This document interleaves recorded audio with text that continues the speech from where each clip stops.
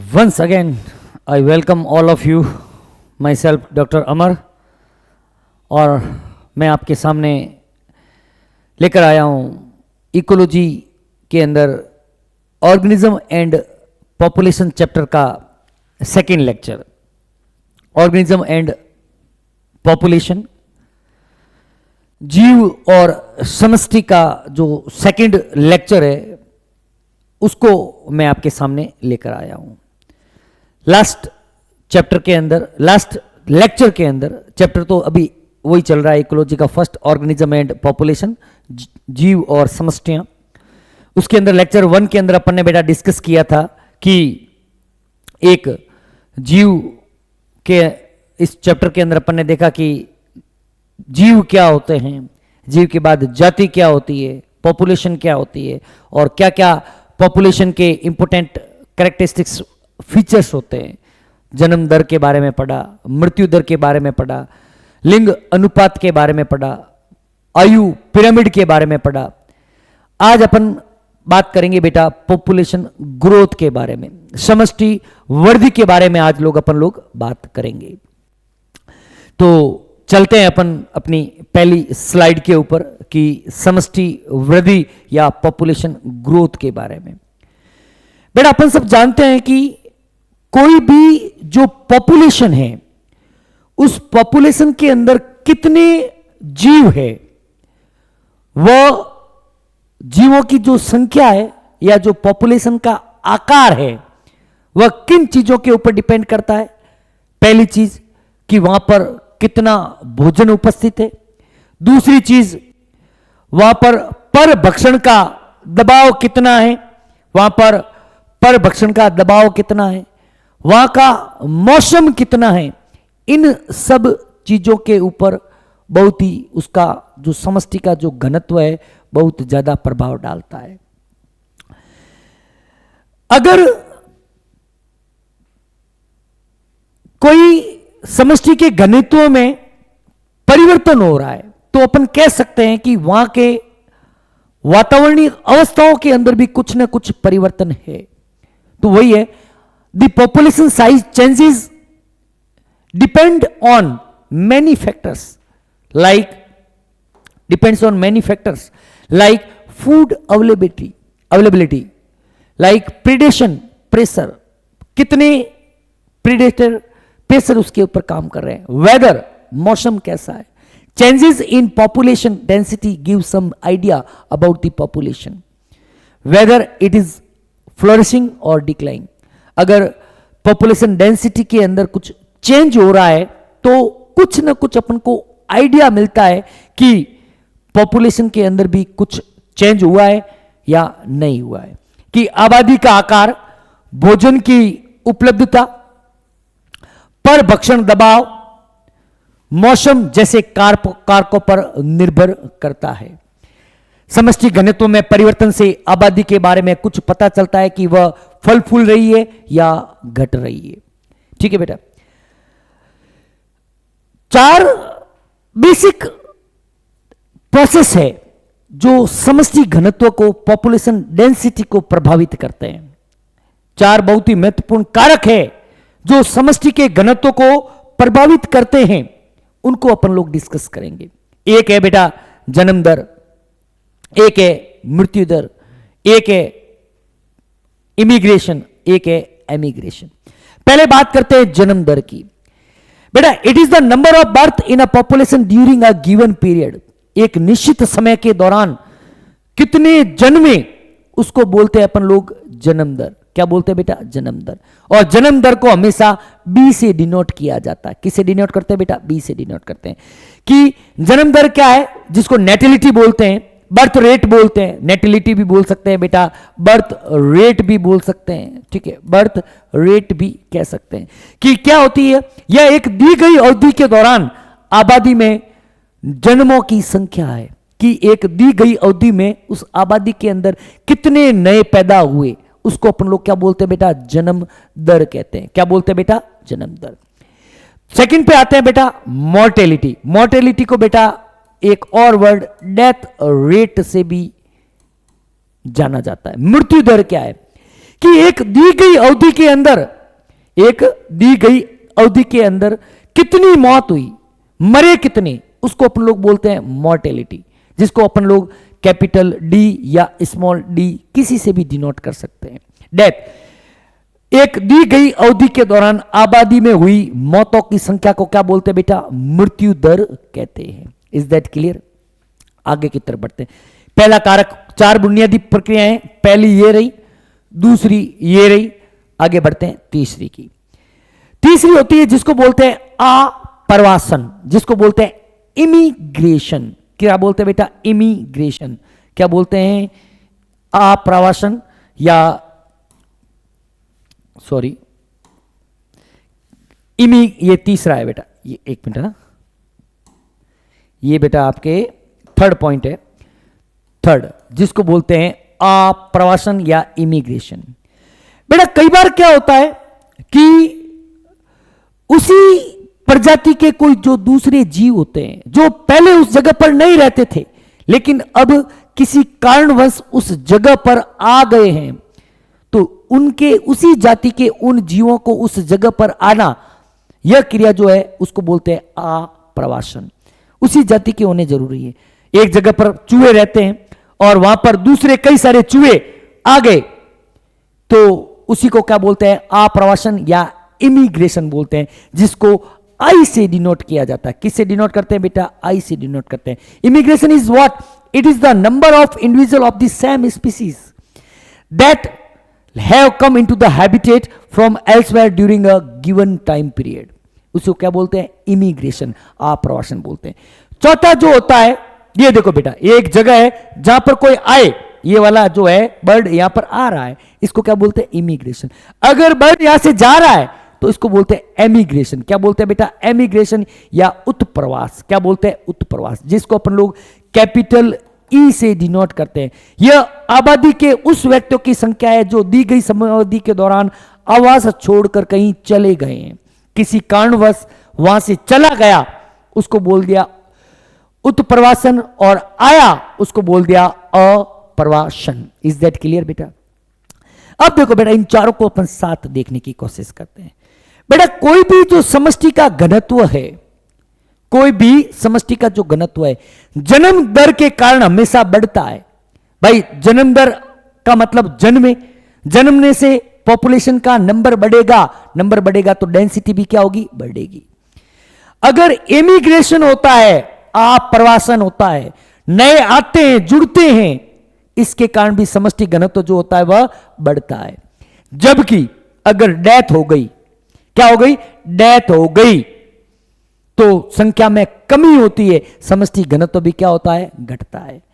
या एमिग्रेशन हो गया, उत्प्रवासन होगा, कोई चले गए, तो भी क्या होगी, पॉपुलेशन के अंदर इंडिविजुअल का नंबर घटता है, इसलिए समष्टि घनत्व भी क्या होगा बेटा, कम होगा। Is that clear? कि natality and immigration increases the population density and mortality and emigration decreases the population density.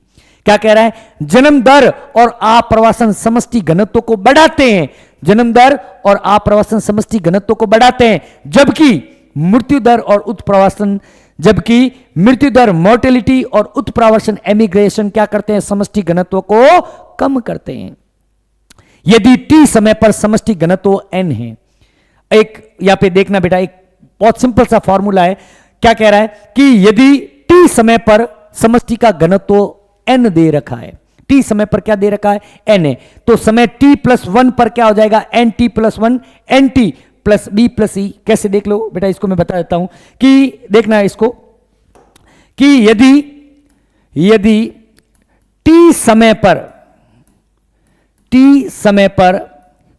समष्टि का घनत्व अपन को दे रखा है n, तो t प्लस 1 समय पर समष्टि घनत्व क्या हो जाएगा, nt। क्या हो जाएगा, nt। तो nt बराबर क्या हो जाएगा, nt समय, nt प्लस 1 कह देंगे इसको, nt। तो एक मिनट इरेजर ले लेते हैं। तो nt प्लस 1 पर क्या हो जाएगा, पहले का प्लस बर्थ रेट के साथ इमिग्रेशन माइनस डेथ रेट के साथ एमिग्रेशन, ये जो है इसको अपन लोग क्या बोलते हैं, T समय के बाद कितना जो है जनसंख्या का घनत्व है, इसी को यहां पर बताया गया है कि B प्लस आई माइनस डी प्लस ई, यही है, ठीक है, वही है। अब मुझे बताओ, अगर B प्लस आई ज्यादा है, अगर B प्लस आई ज्यादा है तो समष्टि का घनत्व बढ़ेगा, और B प्लस आई कम है तो समष्टि का घनत्व क्या होगा, कम होगा। क्या कह रहे हैं, यदि B plus I is more than D plus E तो घनत्व क्या होगा, तो घनत्व बढ़ेगा। क्या होगा, घनत्व बढ़ेगा। और यदि B प्लस आई लेस है किसके, D प्लस ई से, तो घनत्व क्या हो जाएगा, घनत्व क्या हो जाएगा बेटा, घटेगा। तो क्या हो जाएगा, घनत्व घटेगा। इज दैट क्लियर बेटा? चलते हैं आगे की तरफ बढ़ते हैं। बेटा पॉपुलेशन ग्रोथ के फैक्टर क्या है, बहुत इंपॉर्टेंट चीज बात कर रहे हैं। अगर आपको कोई पूछे कि किसी भी समष्टि के घनत्व को मुख्य रूप से प्रभावित करने वाले कौन से कारक है, तो बेटा मुख्य रूप से प्रभावित करने वाले जो कारक होंगे वह या तो होगा जन्म दर या होगा मृत्यु दर। कुछ विशेष परिस्थितियों के अंदर ही अपन इमिग्रेशन और एमिग्रेशन की बात करेंगे। जैसे क्या लिखा है पहले समझते हैं, क्या कह रहा हूं कि under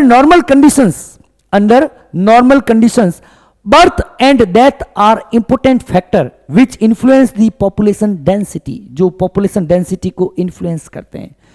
immigration and emigration have importance only under special conditions. उत्प्रवासन और अप्रवासन कुछ विशेष परिस्थितियों के अंदर ही काम में लिए जाते हैं। जैसे एक नए आवास में बस्ती बनाने के लिए एक नई जगह है, और अगर वहां पर आवास में बस्ती बन रही है तो वहां पर क्या इंपॉर्टेंट है बेटा, वहां पे जन्म दर इंपॉर्टेंट है, वहां पर मृत्यु दर इंपॉर्टेंट है, वहां पे कितने आए कितने वहां से चले गए दैट डज नॉट मैटर। ठीक है, इज दैट क्लियर? कितने आए उस समष्टि वृद्धि के लिए अधिक, एक मिनट उल्टा बोल दिया बेटा मैंने। एक नए आवास में बस्ती बनाने के लिए जन्म दर की तुलना में अप्रवासन, बहुत important, very sorry, I am very sorry, कि अगर एक नया आवास है वहां पर जन्म दर और मृत्यु दर से कोई लेना देना नहीं है, वहां पर नया जगह है, ये जैसे मैं कह रहा हूं एक नई जगह है, तो यहां पर कितने लोग आ रहे हैं, जन्म दर कितनी, इस जगह की कोई लेना देना नहीं। लेकिन ये यहां पर नई जगह है, यहां पर नई जगह पर कितने आ रहे हैं, इस केस के अंदर कौन इंपोर्टेंट है, इमिग्रेशन और एमिग्रेशन इंपोर्टेंट है। Is that clear? आगे की तरफ बढ़ते हैं।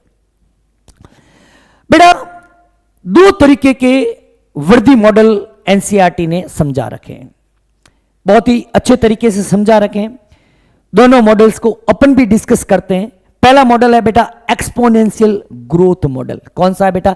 एक्सपोनेंशियल ग्रोथ मॉडल, या जिसको बोलते हैं चर घातांकी वृद्धि। क्या बोलते हैं? चर घातांकी वृद्धि। अगर बेटा देखो कोई समष्टि जो है, समष्टि के जीव वृद्धि कर रहे हैं और वृद्धि करके समष्टि के घनत्व को बढ़ा रहे हैं। अगर संसाधन असीमित है, रिसोर्सेज आर इनडिफाइंड, बहुत ही ज्यादा संसाधन है, तो क्या करेंगे, जो समष्टि के जीव होंगे वह ज्यादा से ज्यादा जनन करेंगे और अपनी संख्या को बढ़ाने की कोशिश करेंगे, अपनी संख्या को क्या करेंगे, बढ़ाने की कोशिश करेंगे। तब उस समय का जो वृद्धि चक्र अपन को देखने को मिलेगा, उस समय के वृद्धि चक्र को अपन लोग क्या बोलते हैं, चर घातांकी वृद्धि कहते हैं। क्या बोलेंगे? चर घातांकी वृद्धि। देखो बेटा क्या कह रहा है कि when resources like food and space are essential for the unimpaired population growth. If resources are unlimited, each species show its full innate potential to grow in number, then the population grow in exponential or geometric fashion. ध्यान से सुनिएगा, अगर किसी समष्टि के अंदर, population के अंदर रिसोर्सेज अनलिमिटेड है, मतलब उसको भोजन अनलिमिटेड मिल रहा है, आवास की कोई कमी नहीं है, तब वो पॉपुलेशन के जीव क्या करेंगे, अधिक से अधिक अपने बायोटिक पोटेंशियल के अनुसार जनन करेंगे और जनन के द्वारा अपनी संख्या को बढ़ाएंगे। बेटा नेचर के अंदर इट इज इम्पॉसिबल, नेचर के अंदर इस तरह की वृद्धि देखना इम्पॉसिबल है। Such type of growth model is always observe under the laboratory conditions. जहां पर एक जो भी ऑर्गेनिज्म है वो अगर कल्चर प्लेट्स के ऊपर वृद्धि कर रहा है तो उसको जितने भी रिसोर्सेज है अपन अनलिमिटेड रूप से उसको प्रोवाइड करवाते हैं। भोजन है उसको चाहिए, जितने भी अलग रिसोर्सेज है, अदर रिसोर्सेज है, वो भी अपन उसको प्रोवाइड करते हैं। तब वो ऑर्गेनिज्म क्या करेगा, वह ऑर्गेनिज्म अपने बायोटिक पोटेंशियल के अकॉर्डिंग, अपनी क्षमता के अनुसार जनन करके ज्यादा से ज्यादा अपने जैसे नए जीव पैदा करेगा। इसको क्या बोलते हैं, इसको बोलते हैं बेटा चर घातांक की वृद्धि, एक्सपोनेंशियल ग्रोथ। वही बात कह रहा है कि बाधा रहित समष्टि वृद्धि के लिए संसाधन आवश्यक है। यदि संसाधन असीमित है तो प्रत्येक प्रजाति समष्टि में वृद्धि करने की अपनी पूर्ण जन्मजात क्षमता दिखाती है, तब आबादी चर घातांकी या ज्यामितीय रूप से बढ़ती है। ये देखो बेटा, एक कल्चर प्लेट्स के अंदर बताया गया डे 0 के समय ये कोई ऑर्गेनिज्म है वो अपन ने डाला है, इसको अपन ने पैटी प्लेट के अंदर सभी प्रकार के पोषक पदार्थ वगैरह दिए, तो डे 1 में ही वो वृद्धि करेगा, डे 2 और ज्यादा, डे 3 और ज्यादा, और जितना ज्यादा जल्दी से जल्दा वो अपनी संख्या में बढ़ोतरी करेगा उसे ही अपन लोग क्या बोलते हैं, चर घातांक की वृद्धि बोलते हैं। आगे की तरफ बढ़ते हैं बेटा।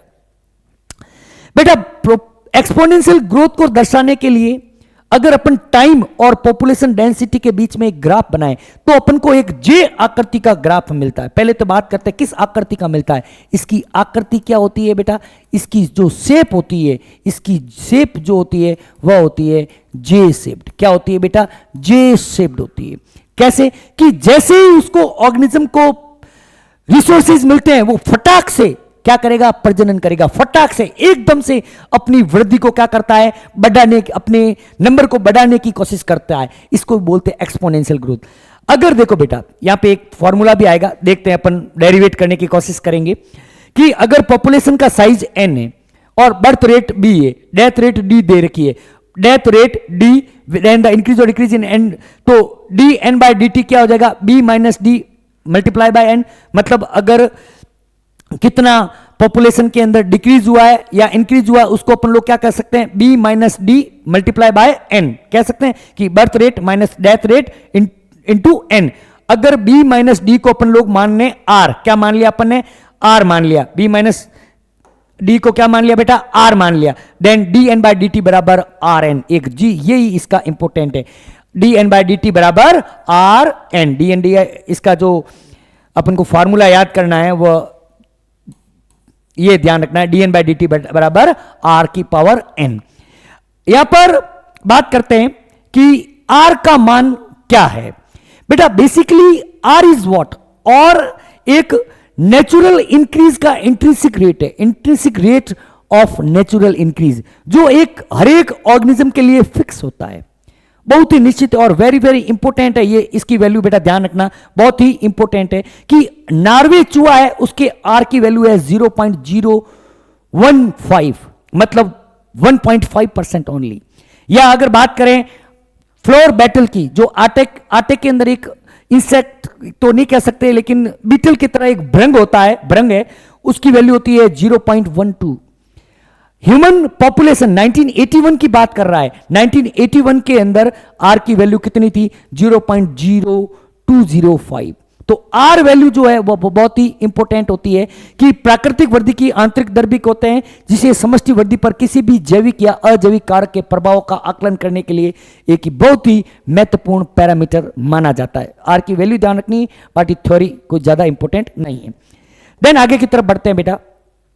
अगर अपन ने जो फार्मूला निकाला कि एन टी बराबर ये जो अपन ने यहां पर एक फार्मूला डेरिवेट किया, dn बाय dt बराबर r की power n, dn by dt बराबर r की पावर n। फार्मूला क्या है बेटा अपने पास, सॉरी फार्मूला है अपने पास dn बाय dt बराबर r n, ठीक है। अगर इसको अपन लोग डेरिवेट करें, डेरिवेशन कैसे करते हैं वो फिजिक्स वाले मुझसे ज्यादा आपको समझाएंगे, ठीक है। अपने तो बायोलॉजी के अंदर इतना ही है कि nt बराबर n0 e की पावर rt, nt बराबर n0 e की पावर rt। यहां पर nt क्या है, पॉपुलेशन की डेंसिटी t टाइम पर, n0 क्या है, पॉपुलेशन की डेंसिटी 0 टाइम पर, r क्या है, r वही अभी अपन ने पढ़ा b माइनस डी मतलब R बराबर क्या है, intrinsic rate of natural increase, और E जो है वह बेस ऑफ नेचुरल लॉगरिथम जिसकी वैल्यू फिक्स होती है 2.71। इतना ही ध्यान रखना, 2 डिजिट के बाद अपन को याद करने की कोई जरूरत नहीं है, अगर याद करना चाहे तो ये पड़ी, ठीक है। 2.7 अपने बायोलॉजी के अंदर इतने में काम चल जाएगा। तो NT बराबर N0 E की पावर RT कब आता है, ये बेटा अपने जब रिसोर्सेज बहुत ही अनलिमिटेड हो उस समय की बात करेंगे। Then come on the second growth model. Second growth model क्या होता है बेटा, लॉजिस्टिक ग्रोथ मॉडल, जिसको बोलते हैं लॉजिस्टिक ग्रोथ मॉडल या जिसको बोलते हैं संभार तंत्र वृद्धि।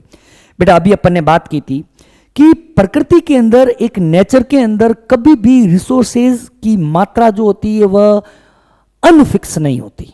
ऐसा नहीं है कि प्रकृति के अंदर भोजन अपार मात्रा में पड़ा, पॉसिबल ही नहीं है।